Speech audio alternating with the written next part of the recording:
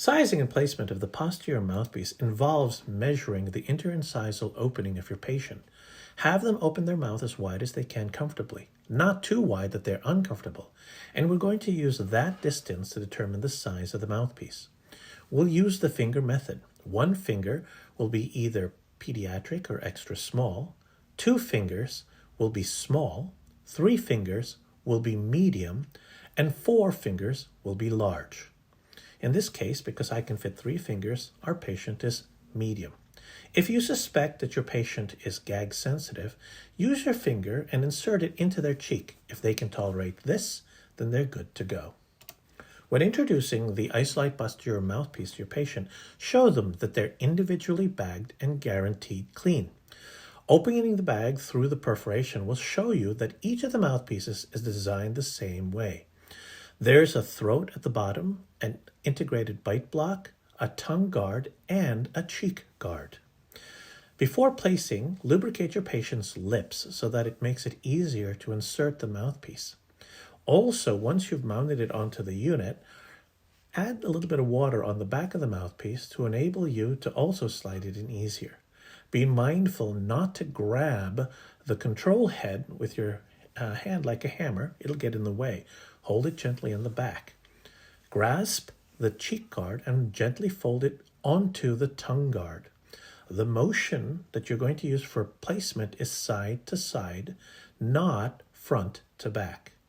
When you place it, you want to aim the mouthpiece into the buccal vestibule of your patient, and you want to drive the bite block at least to your patient's midline to clear the lip. Once that's done, gently draw the bite block down and have your patient bite, keeping the cheek guard out until then.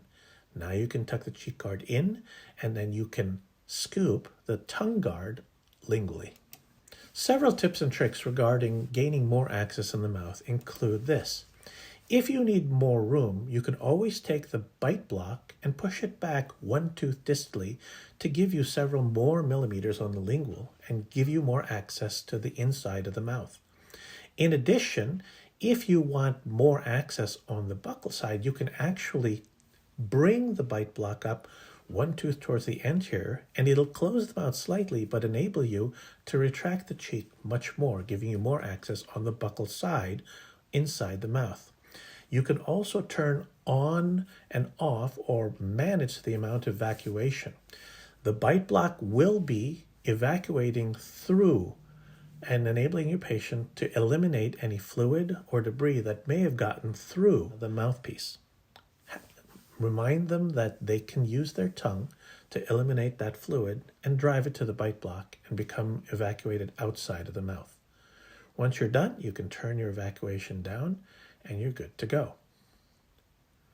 If you need more room on the lingual, you can tilt it slightly, giving you more access on the lingual, and the converse in the event that you need more room on the palate of your patient. So there are numerous ways that you can manipulate the posterior mouthpiece inside your patient's mouth to gain more access and give you more room. To remove the mouthpiece is a matter of taking the bite block, driving it into the cheek, and then gently pulling it straight out. When you're done, discard the mouthpiece.